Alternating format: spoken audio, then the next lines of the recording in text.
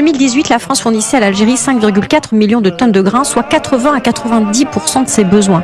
En 2024, ça aura été sans doute, parce qu'on n'a pas encore la totalité des chiffres, 400 000 tonnes, des volumes divisés par 13. Ah oui.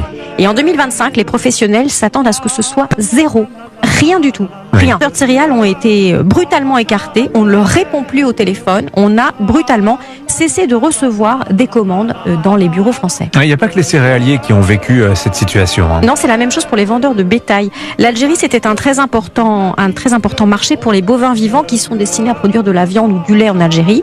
En 2022, la filière française en avait vendu pour 167 millions d'euros. En 2024, rien du tout. C'est fini. Les acteurs agricoles et alimentaires auxquels j'ai parlé me racontent tous la même chose. Des tracasseries administratives sans fin qui se sont multipliées.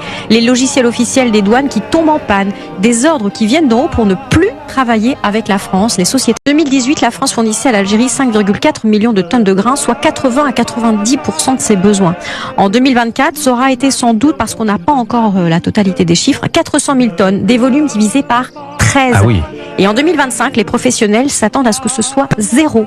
Rien du tout. Rien. Les céréales ont été brutalement écartés. On ne leur répond plus au téléphone. On a brutalement cessé de recevoir des commandes dans les bureaux français. Il n'y a pas que les céréaliers qui ont vécu cette situation. Non, c'est la même chose pour les vendeurs de bétail. L'Algérie, c'était un très important marché pour les bovins vivants qui sont destinés à produire de la viande ou du lait en Algérie.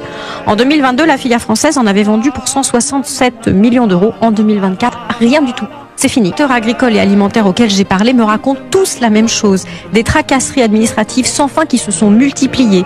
Les logiciels officiels des douanes qui tombent en panne. Des ordres qui viennent d'en haut pour ne plus travailler avec la France, les sociétés françaises et celles qui ont des intérêts français.